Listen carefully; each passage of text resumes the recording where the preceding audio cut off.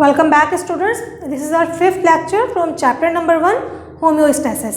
And in this lecture, we are going to learn about how plant do homeostasis or maintain balance in its internal body by thermoregulation. As homeostasis is being done by three major processes or three major factors, phenomena: osmoregulation, thermoregulation, and excretion. So in this lecture, we are going to emphasize on the later two terms, thermoregulation and excretion. Osmoregulation के through जो homeostasis के अंदर जो help मिल रही होती है plants को, वो हम ऑलरेडी प्रीवियस लेक्चर्स में स्टडी कर चुके हैं. थर्मोरेगुलेशन प्लांट किस तरीके से करता है या किन किन मौक़ों पे करता है, ये हम पढ़ने वाले हैं. थर्मोरेगुलेशन का मतलब कि टेम्परेचर की मेंटेनेंस, टेम्परेचर की रेगुलेशन. तो जब प्लांट जो है वो लो टेम्परेचर से इफेक्ट हो रहे होते हैं या वो प्लांट जो कि बहुत ज़्यादा कोल्डर रीजन्स में रह रहे होते हैं, तो उन्हें सामना करना पड़ता है एक्सट्रीम कोल्ड्स का, फ्रीजिंग पॉइंट या बिलो फ्रीजिंग टेम्परेचर्स का. तो when the temperature reaches up to the freezing point 4 degree centigrade से जब नीचे जाना शुरू करता है टेम्परेचर, तो प्लांट जो है वो उनके अंदर मौजूद वाटर और जो प्रोटोप्लाज्म है वो फ्रीज होने की तरफ जा सकता है. तो इस कंडीशन में प्लांट्स को, अगर प्लांट अपने आप को अडॉप्ट नहीं करेंगे और कोई नॉर्मल प्लांट है जिसके पास ये टेक्निक नहीं है, एबिलिटी नहीं है, अडॉप्टेशन नहीं है, तो उन प्लांट्स में क्या होगा, उन प्लांट्स के अंदर बन जाएंगे वाटर के क्रिस्टल्स. और जो क्रिस्टल्स हैं वो डेंजरस होते हैं प्लांट के लिए, that they can rupture the plant cell walls and obviously the freezing temperatures and the freezing of the water molecules and और the other compounds will stop all the metabolic processes. क्योंकि movement के लिए अगर water ही freeze हो गया तो कोई भी प्रोसेस प्लांट में कैसे सरंजाम होगा, क्योंकि जो भी मूवमेंट के लिए ट्रांसलोकेशन के लिए हमें वाटर की मूवमेंट चाहिए with in the cell also and along in the complete body of the plant also. लेकिन अगर ट्रांसपोर्ट नहीं हो रही होगी तो फिर प्लांट सर्वाइव नहीं कर सकता. तो हमें इस कंडीशन से बचने के लिए क्या करता है प्लांट करता है अपने आप को सुपर कूल. फ्रीजिंग तो नहीं होगी, वाटर के मॉलिक्यूल्स फ्रीज नहीं होंगे, प्रोटोप्लाज्म फ्रीज नहीं होगा, लेकिन जो साइटोसोल है, पूरे का पूरा सेल का इंटरनल एनवायरनमेंट साइटोसोल, वो क्या होगा, सुपर कूल हो जाएगा. और ये किस वजह से होता है, प्लांट अपने अंदर अनसैचुरेटेड फैटी एसिड बनाता है और फ्रक्टोज बनाता है. फ्रक्टोज और अनसैचुरेटेड फैटी एसिड्स प्लांट्स का जो फ्रीजिंग टेम्परेचर है उसको इंतहाई लो कर देते हैं. जब फ्रीजिंग टेम्परेचर लो होता चला जाएगा, फ्रीजिंग पॉइंट लो हो जाएगा, तो प्लांट फ्रीज नहीं हो पाएगा, साइटोसोल जब फ्रीज नहीं हो पाएगी, but it will be super cooled. तो सुपर कूल होना एक्सेप्टेबल है, लेकिन फ्रीज ना हो, जमे नहीं मॉलिक्यूल्स. तो इस तरह से प्लांट अपने आप को सर्वाइव करते हैं फॉर द लो टेम्परेचर्स. अब हम बात करते हैं हाई टेम्परेचर की. हाई टेम्परेचर तो प्लांट को कहीं से भी रीजन में प्लांट फील कर सकते हैं, terrestrial plant even in the Pakistan also. अगर टेम्परेचर 40 डिग्री से ऊपर जाए, अबव 40 डिग्री,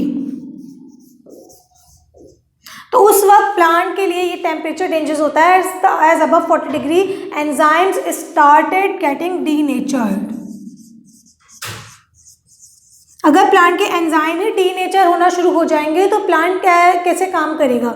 मेटाबॉलिक प्रोसेसेस, कोई भी प्रोसेस इसके अंदर एंजाइम्स इन्वॉल्व हैं, and almost in all metabolic processes, physiological process, enzymes are being involve. तो अगर एंजाइम ही डीनेचर हो गए तो फिर कोई भी मेटाबॉलिक प्रोसेस सरंजाम नहीं होगा और प्लांट इवेंचुअली विल डाई. सो इस चीज़ से बचने के लिए प्लांट के अंदर जो है वो उनके सेल्स के अंदर हीट शॉक प्रोटीन्स बनती हैं. ये हीट शॉक प्रोटीन्स जो है प्लांट को सेफ रखती हैं कि प्लांट जो है वो, उनकी जो प्रोटीन्स हैं वो डीनेचर्ड ना हो. ठीक है, जब ये प्रोटीन डीनेचर नहीं होंगी, जब हम आपको कह रहे होंगे मैंने पहले प्रोटीन का वर्ड यूज़ किया, पहले एंजाइम्स का वर्ड यूज़ किया, और अभी मैं प्रोटीन का वर्ड यूज़ कर रही हूँ. As all the enzymes are being produce और बीइंग कंपोज्ड ऑफ प्रोटीन्स. तो enzymes are actually proteinaceous in nature. तो इसलिए हम दोनों बातें सही होती है कि प्रोटीन डीनेचर हो रही है, एंजाइम डीनेचर हो रहा है. इस चीज़ से बचाना होता है प्लांट को, अपने आप को. इसलिए प्लांट हीट शॉक प्रोटीन्स बनाते हैं. ये हीट शॉक प्रोटीन्स जो हैं वो काम करती हैं even in the higher temperature above 40 degree भी. तो इसलिए प्लांट जो है वो सर्वाइव कर पाता है.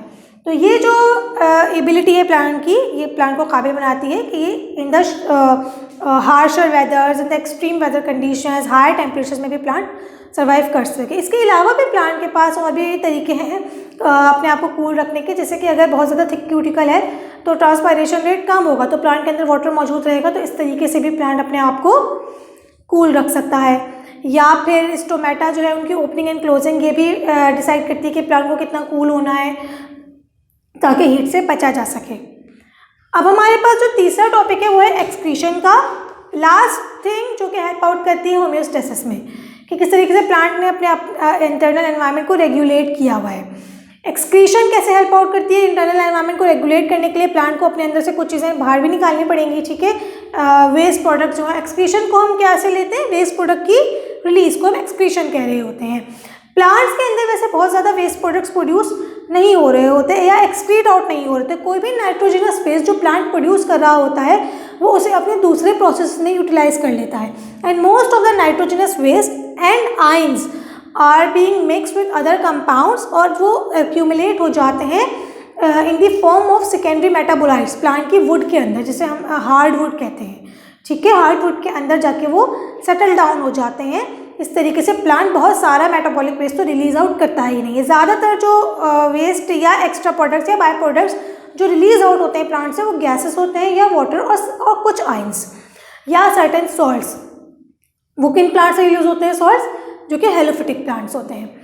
तो जो रिलीज हो रहे होते हैं प्रोडक्ट्स वो ऑक्सीजन होती है, इस जो कि स्टोमेटा से रिलीज आउट होती है, ठीक है।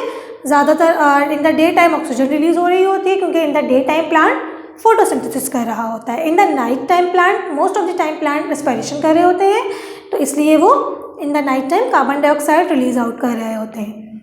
देन वाटर का रिलीज, ट्रांसपायरेशन जितना ज़्यादा होगा उतना ज़्यादा वाटर का रिलीज आउट हो रहा होता है, और ये भी काम ज़्यादातर दिन में ही हो रहा होता है, इसलिए स्टोमेटा से दिन में water and oxygen release out हो रही होती है। In the night time from the stomata carbon dioxide release हो रहा होता है।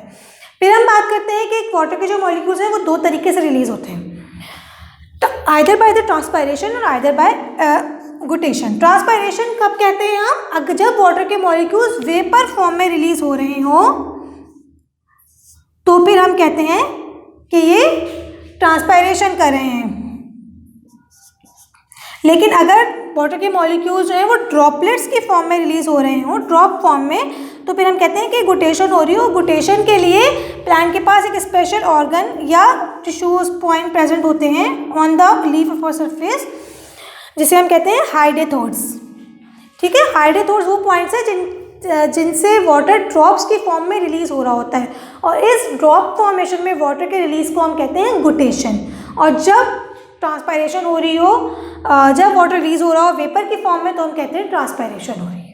तो this is how homeostasis is being done in the plants, and you have studied all the ways how plants do homeostasis or maintain internal body temperatures and internal body environment and salt and water regulations by osmoregulation, thermoregulation and excretion. So I hope you guys or you students have understood the today's lecture. So we will start our next lecture with the second chapter.